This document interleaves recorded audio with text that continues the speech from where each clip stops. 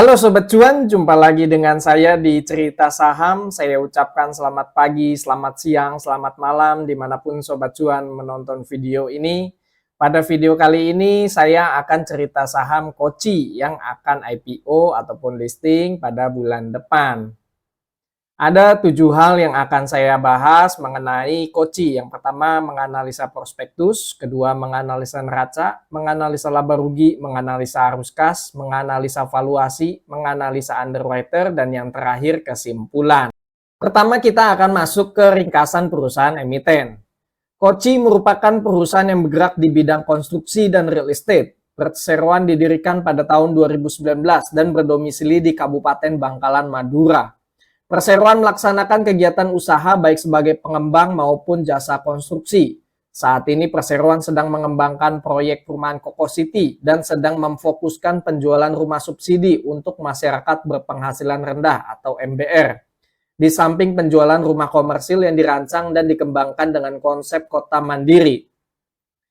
Koci memiliki jarak sekitar 15 km dari pusat kota Surabaya. Kawasan Koko City termasuk dalam pengembang Gerbang Kertasulia sebagai kawasan penyangga kota besar Surabaya. Perseroan memperoleh dukungan teknologi pembuat dinding rumah yang sudah dipatenkan oleh salah satu pemegang saham Perseroan, yaitu PT Koko Anugrah Nusantara, yang telah berpengalaman dalam industri real estate dan properti serta konstruksi sejak tahun 2015. Menurut Badan Pengelola Tabungan Perumahan Rakyat BP Tapera tahun 2022, Perseroan berada pada posisi 5 besar perannya dalam penyaluran fasilitas likuiditas pembiayaan perumahan atau FLPP untuk penjualan rumah tapak bagi MBR di Provinsi Jawa Timur dan juga merupakan penyumbang terbesar pada Kabupaten Bangkalan, Madura. Jadi kesimpulannya Koci ini fokusnya pada penjualan rumah subsidi untuk MBR. Nah, ini adalah visi misi Perseroan. Nah, ini rekam jejak perjalanan Perseroan mulai didirikan tahun 2019. Lalu untuk karyawannya saat ini Perseroan memiliki 36 karyawan. Nah, ini contoh penghargaan yang didapatkan oleh Perseroan dari Bank BTN. Nah, ini contoh penjualan rumah subsidi Koci. Dan ini untuk rumah yang non-subsidi. Nah, ini contohnya untuk yang kawasan Koko City. Nah, ini adalah gambaran untuk klaster yang di Madura, klaster Bali, dan klaster Lombok. Ini adalah tata cara untuk pengajuan KPR atau rumah subsidi, dan ini untuk pengajuan rumah komersil. Nah, berikut ini adalah proyek-proyek yang dijalankan dan direncanakan oleh Perseroan. Nah, untuk yang klaster Madura ini hampir semua sudah terjual, termasuk juga untuk Bali dan Lombok. Namun untuk Sumba ini masih ada dalam tahap proses pembangunan. Dan untuk Sumbawa Nias ini juga masih dalam proses perencanaan dan masih proses cut and fill. Lalu untuk persaingan usaha untuk Kabupaten Bangkalan Provinsi Madura ini Perseroan urutan 1 sebagai total unit realisasi terbesar. Namun untuk Provinsi Jawa Timur Perseroan urutan keempat. Selanjutnya saya akan membahas rencana IPO Koci. Jumlah saham yang ditawarkan sebanyak 450 juta lembar saham. Untuk bonus warannya 1:1, persentase publik 10,19%, harga penawarannya dari harga 120 sampai dengan 160, harga arahnya apabila harga IPO ditetapkan di harga 120, maka harga arahnya di harga 162 atau naik 35%. Namun apabila harga IPO di harga 160, maka harga arahnya di harga 216 atau naik 35%. Lalu untuk harga ARB, apabila di harga 120, maka ARB 78 atau minus 35%. Namun apabila harga IPO di harga 160, maka harga ARB di harga 104 atau minus 35%. Untuk perolehan dana IPO, Perseroan mendapatkan dana segar dari 54 miliar sampai dengan 72 miliar. Masa book building direncanakan pada tanggal 7 sampai dengan 12 September. Masa offering 27 September sampai dengan 4 Oktober dan rencana listing pada tanggal 10 Oktober. Lalu untuk papannya, perseroan masuk dalam papan pengembangan. Underwriter-nya ialah Panca Global Sekuritas. Lalu untuk rencana penggunaan dana IPO sesuai dengan judul, jadi untuk rencana penggunaan dana IPO ini sebagian besar untuk pihak afiliasi karena adanya pembelian tanah dari afiliasi 60,9% dari dana IPO. Lalu sisanya itu akan digunakan untuk modal kerja perseroan. Nah, padahal kalau tadi sudah juga saya singgung, ini masih ada proyek dari Sumbawa dan Nias. Sebenarnya dana IPO kalau menurut saya baiknya ini dijadikan belanja modal ataupun modal kerja untuk pembangunan di wilayah Sumbawa Nias gitu ya. Itu akan jauh lebih baik kalau menurut pandangan saya. Lalu untuk rencana Waran Koci, nah berhubung harga tebusnya ini belum ditentukan perseroan, ini saya ambil proyeksinya di harga 200, maka perolehan dana warannya estimasinya sekitar 90 miliar rupiah. Jumlah warannya ditawarkan 450 juta, bonus warannya 1:1, persentase waran beredar 9,25%, masa perdagangan warannya dari tanggal 10 Oktober 2023 sampai dengan 7 Oktober 2026. Ini lama ya untuk perdagangan warannya. Masa tebus warannya juga ini termasuk lama, sekitar 2 tahun, 9 Oktober 2024 sampai dengan 9 Oktober 2026. Untuk penggunaan dana warannya ini 100% untuk modal kerja perseroan. Nah, ini struktur pemegang saham perseroan. Jadi perseroan ini pemegang saham atau pengendalinya yaitu PT Eksanusa Persada memegang 55,5% sebelum adanya IPO. Sesudah adanya IPO, PT Eksanusa Persada ini terdilusi jadi 49,9% dan masyarakat memegang 10,1%. Nah, bagi sobat cuan yang sudah tahu dengan Aksio, jadi satu grup karena PT Eksanusa Persada juga memiliki saham bahkan sebagai pengendali di saham Aksio. Waktu Aksio ini listing itu arahnya 2 kali. Semoga untuk Koci ini bisa bernasib yang sama. Nah, ini adalah bagan struktur kepemilikan saham perseroan. Lalu untuk lock up period, kelima pemegang saham ini akan terkena lock up period selama 8 bulan setelah pernyataan pendaftaran menjadi efektif. Jadi pemegang saham ini semuanya kena lock up period, tidak bisa menjual kepemilikan mereka pada saat opening market. Lalu ini adalah profil dari Dewan Komisaris dan ini adalah profil dari Dewan Direksi. Sebelumnya sudah saya bahas mengenai prospektus, selanjutnya saya akan menganalisa neraca. Untuk total aset perseroan ini meningkat ya tiap tahun dari yang tadinya 21 miliar, lalu naik jadi 36 miliar, lalu per kuartal 1 2023 ini jadi 77 miliar. Sebenarnya tidak ada yang aneh ya mengenai total aset perseroan, pasti terbesar ini dari tanah untuk pengembangan, lalu dari uang muka pembelian dan persediaan. Lalu untuk total liabilitasnya, di sini ada cenderung kenaikan dari 2020 sampai dengan 2022. Ya dari tadinya 19 miliar naik 24 miliar, 2022 naik 28 miliar. Per kuartal 1 2023 di sini ada penurunan dari liabilitas jadi 25 miliar. Nah, hal ini disebabkan karena sudah tidak adanya utang bank jangka pendek yang sudah dilunasi dan utang lain-lain juga sudah tidak ada. Hanya tersisa utang lembaga keuangan. Nah, ini untuk utang bank jangka pendek dari Bank BTN, saldo fasilitas pinjaman masing-masing 1,4 miliar dan 1,3 miliar ini sudah dilunasi perseroan. Lalu ini adalah utang lembaga keuangan perseroan. Untuk ekuitasnya di sini meningkat ya, dari yang tadinya hanya 1,7 miliar saja di tahun 2020, lalu naik jadi 11 miliar, 2022 naik jadi 48 miliar, per kuartal 1 2023 ini ekuitasnya 52 miliar. Nah, kenaikan ini disebabkan karena adanya penambahan modal saham dari yang tadi 2,5 miliar jadi 23 miliar. Ditambah perseroan juga sudah membukukan laba positif sehingga Perseroan juga memiliki saldo laba yang tadinya 9 miliar jadi 24 dan per 2023 28 miliar. Bahkan di tahun 2022 Perseroan sudah membagikan dividen. Harapannya di tahun depan juga sudah membagikan dividen untuk kinerja di tahun 2023. Nah, ini adalah kesimpulan dari laporan neraca perseroan. Selanjutnya saya akan menganalisa laba rugi perseroan. Nah, untuk pendapatan bersihnya 2020 Perseroan membukukan 8,2 miliar, lalu naik pesat jadi 33 miliar. 2022 ini naik 100% jadi 66 miliar pendapatannya.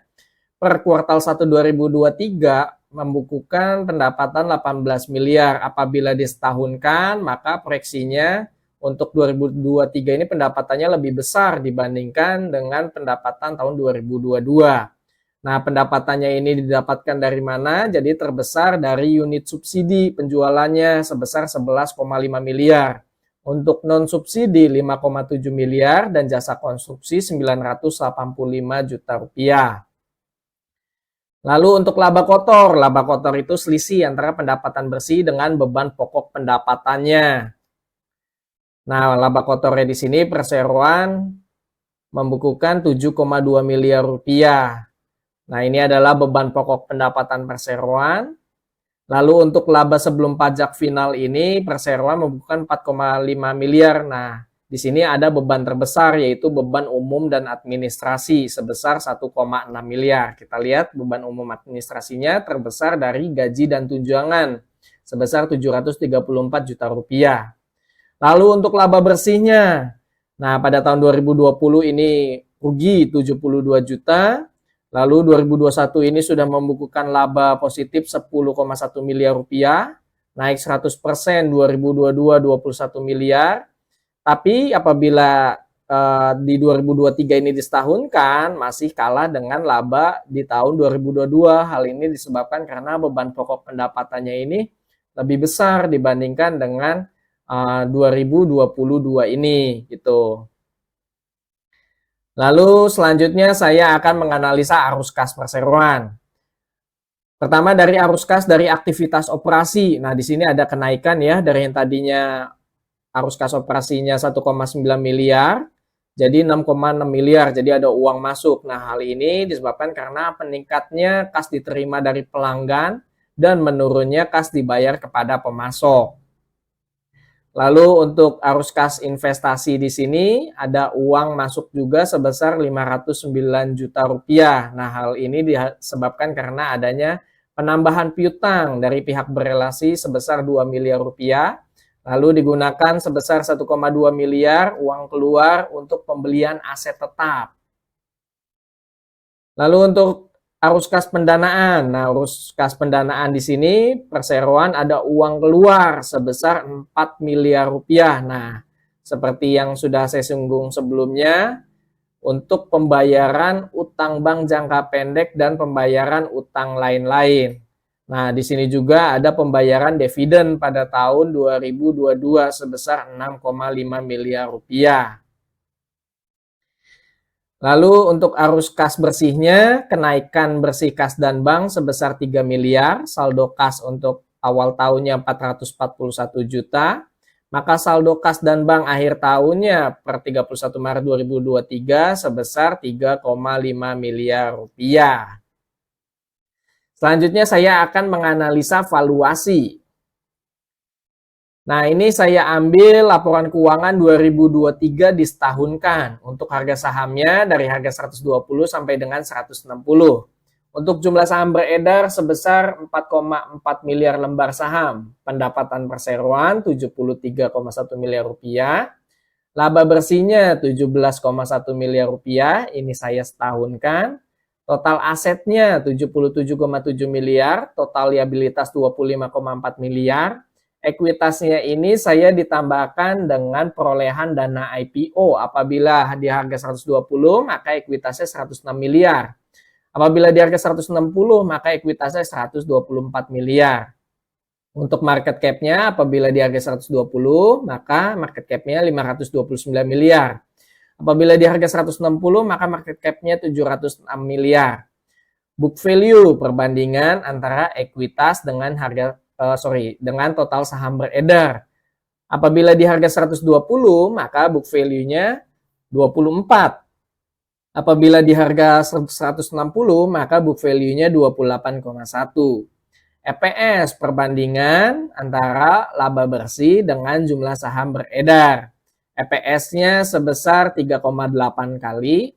Untuk PBVR-nya, perbandingan antara book value dengan harga saham. Harga sahamnya 120, book value 24, maka PBVR yang ditawarkan kepada publik sebesar 5 kali.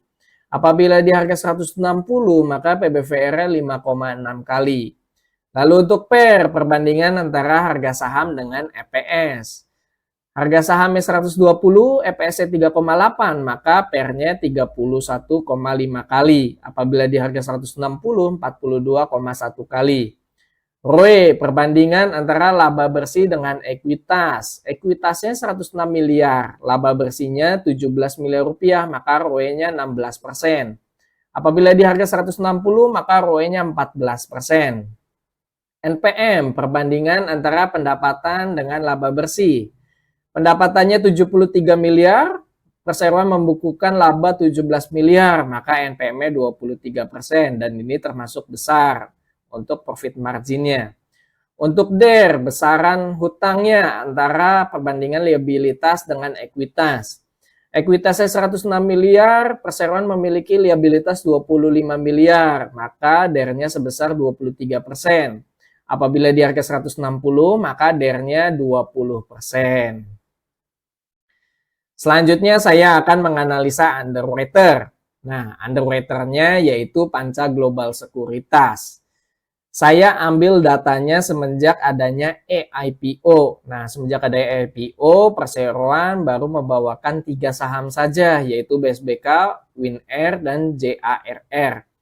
Nah, di sini Sobat Cuan bisa lihat ya, untuk historical saham yang dibawakan oleh Panca Global Sekuritas, ini closingnya arak semua, bahkan openingnya saja tidak pernah merah. Apakah Koci bisa bernasib sama dengan JARR, WinAir, dan BSBK? Semoga saja bisa memiliki nasib yang sama ya, bisa sampai arah berjilid-jilid. Nah, ini untuk valuasinya, BSBK, WinAir, JAR, dan Koci. Memang kalau dilihat dari valuasi PER, PBVR yang ditawarkan, Koci ini sudah terlalu mahal ya untuk kategori saham IPO. Lalu bagaimana dengan risk reward apabila kita ikut IPO Koci? Nah, di sini saya presentasikan apabila saham itu turun. Kalau udah naik kan pasti kita cuan dari saham dan cuan dari waran. Lalu bagaimana kalau saham itu malah ARB, bahkan ARB sampai 2 kali. Bagaimana dengan risk reward-nya? Nah, saya akan presentasikan di sini apabila saat penjatahan kita mendapatkan 100 lot dan dapat bonus waran 100 lot juga sesuai dengan prospektus perseroan membagikan waran 1:1. Nah, di sini saya ambil juga harga sahamnya itu di harga 120, maka modal kita sebesar 1.200.000. Apabila harga warannya itu di harga 10, maka kita dapat keuntungan waran 100.000. Lalu bagaimana kalau ARB minus 35% di harga 78, maka modal kita sudah tergerus minus 420.000 atau jadi 780.000. Maka untuk BEP-nya atau balik modalnya, kita harus jual waran itu minimal di harga 43, maka keuntungan warannya 430.000. Kalau kita jualnya di bawah harga 43, maka kita rugi karena kita jual di harga 78, ini sudah minus 420.000. Lalu bagaimana kalau sampai ARB 2 kali, kita baru bisa jual di harga 51 atau minus 690.000. Sisa modal jadi 510.000. Maka untuk BEP-nya, waran kita itu harus dijual di atas harga 70. Kalau dijual di harga 70, maka keuntungan warannya 700.000. Itu sudah BEP, mengalahkan kerugian dari induknya atau saham yang kita miliki.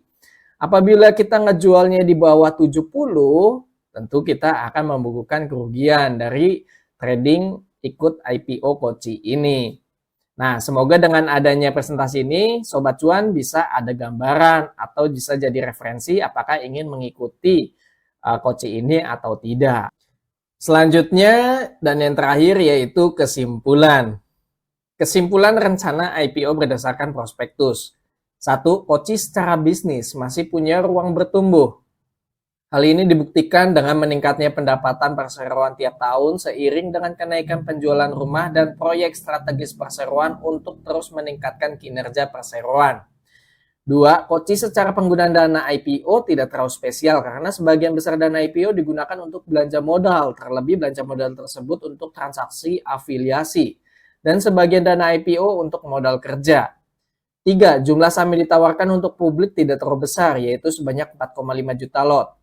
Terdapat waran 1:1 dan lock-up period yang membuat resiko jadi terminimalisir. 5. Koci akan masuk dalam papan pengembangan. 6. Untuk ringkasan prospektus saya kasih nilai 4,5/5. Lalu untuk kesimpulan laporan keuangan Koci. Koci memiliki laporan keuangan neraca yang bagus seiring dengan meningkatnya kinerja perseroan sehingga berhasil menumbuhkan aset dan ekuitas perseroan serta menurunkan liabilitas perseroan.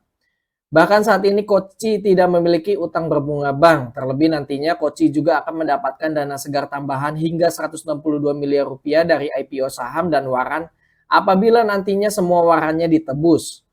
2. Untuk laporan laba rugi, Koci mampu menumbuhkan pendapatan dan laba bersih tiap tahunnya.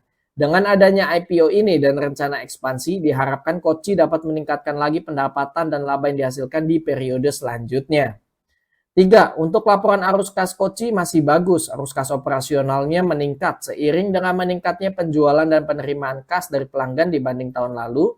Kemudian untuk arus kas investasi nilai positif dikarenakan adanya penambahan piutang untuk pembelian aset tetap. Lalu terakhir pendanaan negatif dikarenakan perseroan melunasi utang bank dan membayar utang lainnya. Untuk ringkasan laporan keuangan saya kasih nilai 4,5/5. Kesimpulan valuasi Koci. 1. Valuasi PBV Koci terlalu mahal untuk saham IPO sebesar 5 kali dan sayangnya PR-nya juga masih terlalu mahal sebesar 31 kali. Namun dengan adanya rencana IPO dan ekspansi yang dilakukan diharapkan Koci dapat meningkatkan lagi ekuitas, pendapatan dan laba bersihnya sehingga dapat menurunkan nilai valuasi perseroan. 2. Market cap Koci juga terlalu besar yaitu 529 miliar rupiah padahal ekuitas perseroan hanya 100 miliar rupiah. Untuk ringkasan valuasi saya kasih nilai 2,5/5. Untuk kesimpulan underwriter Koci, Koci menunjuk Panca Global Sekuritas dengan kode broker PG. Secara historikal, IPO yang dibawakan oleh PG semenjak adanya AIPO sangat bervariatif saat opening market di hari pertama. Akan tetapi berdasarkan historikal saham-saham terakhir yang dibawakan, semuanya arah saat closing. Saat opening market juga tidak pernah turun sama sekali. Apakah IPO Koci ini PG dapat mempertahankan rekornya untuk selalu arah saat closing dan tidak turun saat opening? Menarik untuk disimak saat opening market nanti. Pergerakannya akan seperti apa? 2. Untuk ringkasan underwriter saya kasih nilai 4,5/5. Lalu untuk kesimpulan akhir, saya secara pribadi cenderung ikut IPO ini. Untuk lebih jelasnya nanti ikut atau tidak, bisa follow Instagram kami. Link tersedia di kolom deskripsi. Bagaimana nih Sobat Cuan? Ikut IPO Koci ini atau malah skip? Disclaimer on, video yang berisikan data dan atau informasi yang tersedia hanya sebagai bahan referensi dan edukasi, bukan sebagai ajakan. Keputusan bertransaksi, beli, jual, ataupun skip mengacu pada rekomendasi saham dan isi video ini sepenuhnya merupakan tanggung jawab Sobat Cuan. Setiap video yang ditampilkan bukan jaminan keuntungan dari saham yang direkomendasikan. Segala resiko yang timbul merupakan tanggung jawab Sobat Cuan. Pastikan Sobat Cuan mengerti akan risk profile dan money management Sobat Cuan sendiri. Pemilik channel tidak bertanggung jawab atas akibat langsung ataupun tidak langsung dari semua teks, gambar, suara, dan segala bentuk rekomendasi yang ditampilkan dalam video ini. Jangan lupa Sobat Cuan harus selalu do your own research sebelum melakukan keputusan transaksi. Sumber data didapatkan dari prospektus Koci. Semoga Sobat Cuan selalu diberikan rezeki yang melimpah dan sehat selalu. Amin. Terima kasih bagi Sobat Cuan yang sudah menonton cerita saham IPO Koci ini. Semoga video yang ditampilkan bermanfaat bagi Sobat Cuan dan bisa dijadikan referensi ataupun bahan pertimbangan untuk Sobat Cuan untuk ikut IPO ini atau tidak. Sampai jumpa pada video cerita saham selanjutnya. Happy trading, happy investing, dan happy IPO. See you, bye-bye.